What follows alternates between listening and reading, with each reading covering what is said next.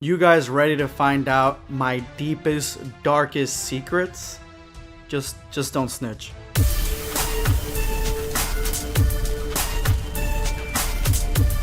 Prepare yourself, dancing.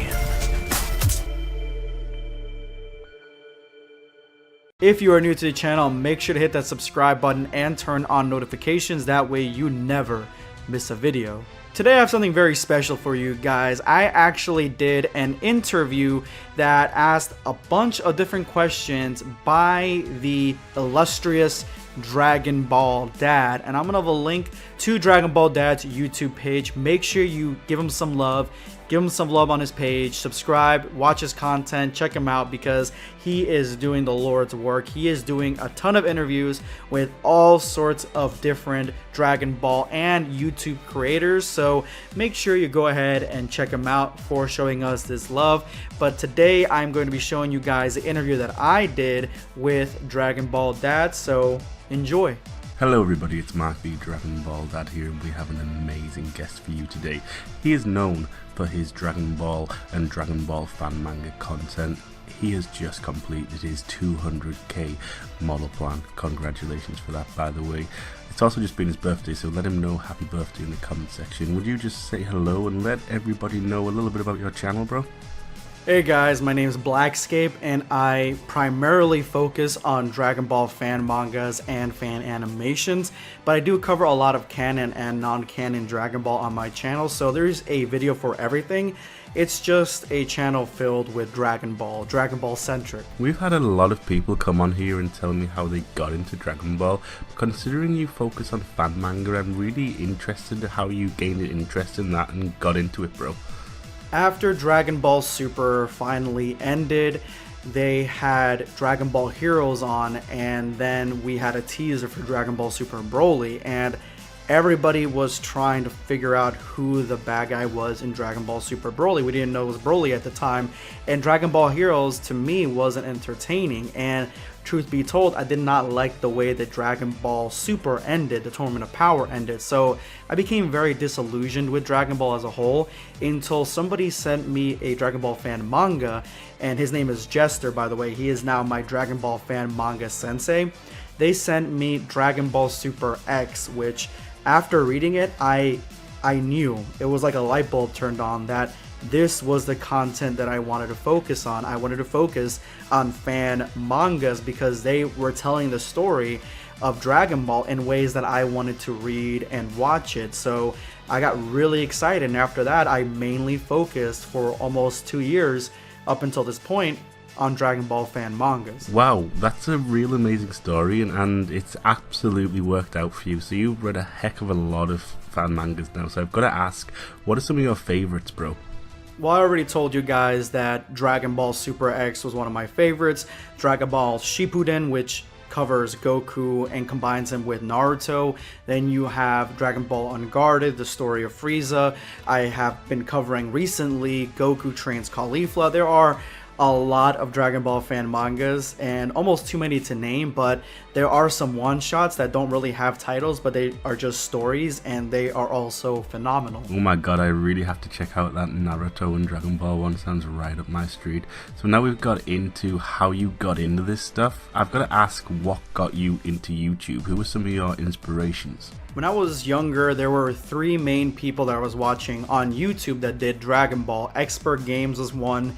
He's probably my main inspiration. Then you have Quaman, who I loved his discussions, and then Rhymestyle had more games on his channel. So those were the top 3 that I really was into as a kid or a teenager, whatever, before I ever started doing Dragon Ball YouTube. You grew up watching a lot of the same people as I did. I would love to have Rhymestyle on the channel sometime. That would be a dream come true. So I've got to say, what led you to actually start up your channel, and what was your motivations behind doing it? I hated Dragon Ball Super when it first started because of how bad the first 20-25 episodes were. Retelling Battle of Gods, Resurrection of F, they just were really bad. Story wise, animation wise, they were just not good. The Universe 6 tournament was interesting, but it still didn't hit that point that I wanted Dragon Ball to hit. Goku Black, the Goku Black arc, really made me enthusiastic about Dragon Ball again. It gave me those same feelings I used to have when I was watching Dragon Ball Z for Dragon Ball Super, and that's when I knew that I really wanted to discuss Dragon Ball Super. But I don't really have anybody in real life besides my wife that I can discuss Dragon Ball Super with, or Dragon Ball in general with. So I was basically pushed into making a YouTube channel so I could talk to people about it, and I wanted to discuss it with, you know, random people on the internet, I guess. And I ended up using Goku Black as my avatar, essentially, because of the fact that he was, or that arc was, the inspiration for me to start YouTube in the first place. Oh my god, bro, that arc a lot of people loved, and I started the exact same way as you. I had nobody else to talk to about it, so I came to the internet. I think a lot of people start that way. So how did this channel grow for you? Was it like a gradual growth, or was there just like a blow up moment? It was about 6 months into my YouTube career that my channel started, you know, gaining a lot of followers and subscribers, and videos really weren't blowing up. They were doing all right, like anywhere between 1K to 10K, around that, nothing really too big. And essentially, once the Tournament of Power started kicking in to high gear, when I started making videos on that, those videos started blowing up randomly. Like every week I would have maybe 1 or 2 videos that would blow up to like anywhere between 50 to 100K, and that was, I was still doing videos. I was doing 1 video every other day. So yeah, it was getting pretty big around the Tournament of Power. That's when my channel basically started taking off, and I started getting recognized by other Dragon Ball YouTubers. And I really didn't collab with many. I think I only collabed once with, you know, Super Saiyan 4 guy, at least that's what he used to be called. And Unreal came on my channel one time and he did a video with me. I got those collabs, and the channel just started kind of growing and naturally, and even till this day I have to drop a video every single day to keep that progression going. Those were some real amazing times for the Dragon Ball community. Like Super showing that arc just got everybody so hyped and the fan base going wild. You dropped some top tips during that about collabing, about consistency. I'll ask you for your tips later on. What I want to know about now, and I know a lot of your fans want to know about, is the process behind the videos. How do you make them, bro? Just like this interview, the process of me making videos is basically trial and error. I don't use a script. I am very uncuffed, so I just come on here and say whatever I have to say. Most of the times I gotta edit things out because I just don't say things the right way, or I want to say it in a different way. But most of the times everything's very free form here. I just kind of do my audio. I start with my audio, then I go and I put it in the movie. I was about to say Movie Maker, Sony Vegas. I started putting it in Sony Vegas. I edit it down. It takes me about an hour or 2 hours. Then I upload it. And then if YouTube kicks it back because it gets copyrighted or whatever, sometimes it doesn't. A lot of times it doesn't. But most of the time, if it does do that, then it takes a little bit longer for me to edit that out, render it again.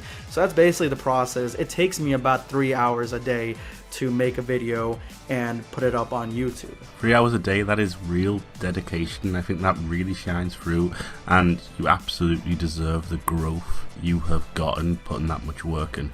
So given that you run your channel so professionally, I'm really kind of curious as to what tips you would give somebody looking to start on YouTube, or someone looking to grow their channel. For anyone that wants to start YouTube for anything, I would say come up with a concept. Talk about something that you actually love and have a lot of passion for or are inspired. Make sure you make fire ass thumbnails and titles, because that is your advertising. That is your advertisement for your channel. If people, that's the first thing people see. So if you have something that's crap, or a thumbnail that has too much, or a title that has too much, then no one's gonna wanna click on it. It's too busy.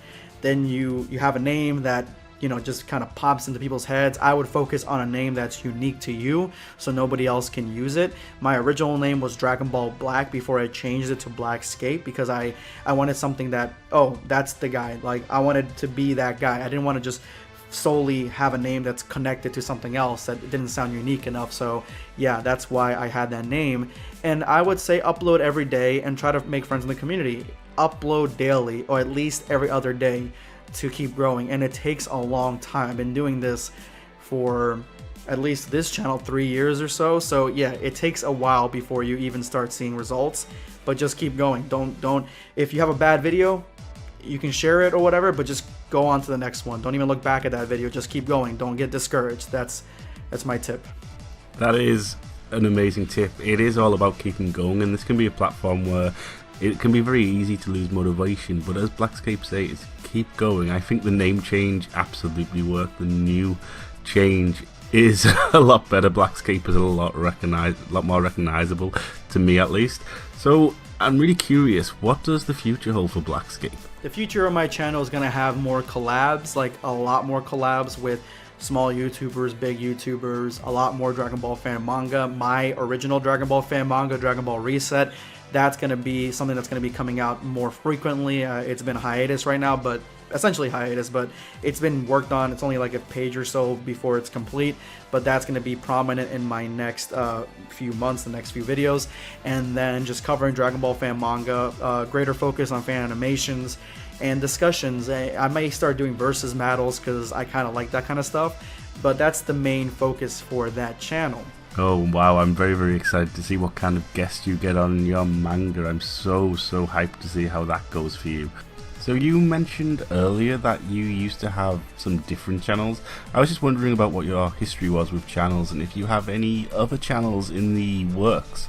Now, I used to have a gaming channel, and that one I stopped uploading to that one like almost 5 years ago, so I don't really do anything with that channel.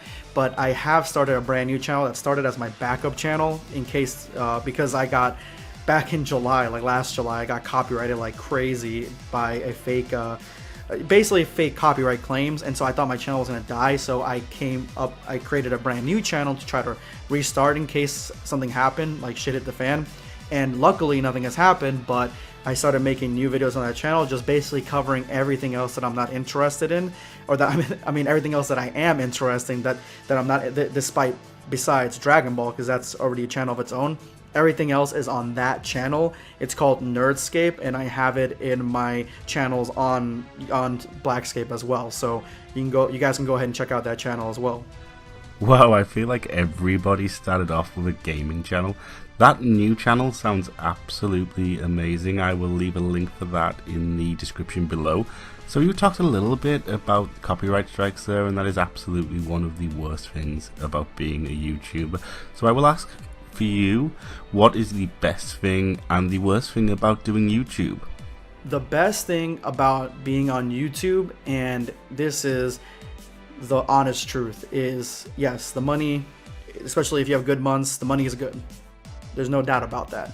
If you have good months, if you have bad months, it's not so good, obviously. But the best thing is having a voice, becoming a person that can bring a lot of people in and coalesce them together and maybe start movements and just be a leader, basically. It feels good to have that outlet to kind of say what you want to say and say your piece. Now, the bad part about YouTube is that the algorithm is just so random. If you get copyrighted or you get age restricted, then you're basically fucked for maybe a week or two before that shit starts shaving off. There are a lot of different intricate things that happen that, you know, you drop a video and you think it's gonna do good and it doesn't do that good, and then the next one just explodes, and it's just random like that sometimes. I mean, you know your audience, and sometimes you want to hop on trends. If you see like Frieza videos doing good, you might want to keep doing that until you find something else, but always come back to that. Some people do that. A lot of people focus on Ultra Instinct and they focus on blowing up their channel like that. You get into a trap sometimes because you do see that growth and then you try to do something else and it unfortunately doesn't happen. But yeah, it's a game, and you have to play a game with the algorithm to get what you want, the results you want. And sometimes it sucks and sometimes it doesn't suck. So that's probably the hardest part about doing YouTube.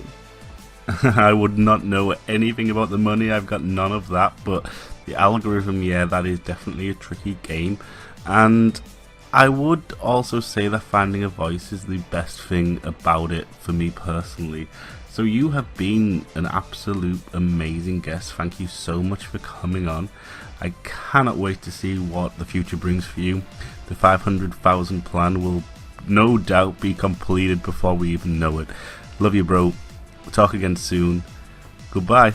Thank you for having me on your channel, and I'll make sure to share this interview around so that way my fans can see it also. And that's all I got for you guys today. This is going to be BlackScape signing off. Take care, guys.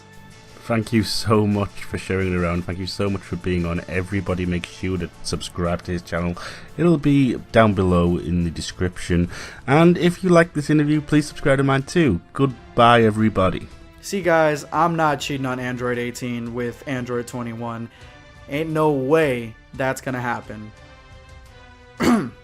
Anyway, I hope you enjoyed the video, and thank you so much for supporting Dragon Ball Dad as well. You guys have been awesome. Happy Easter. This is going to be BlackScape signing off. Take care, guys.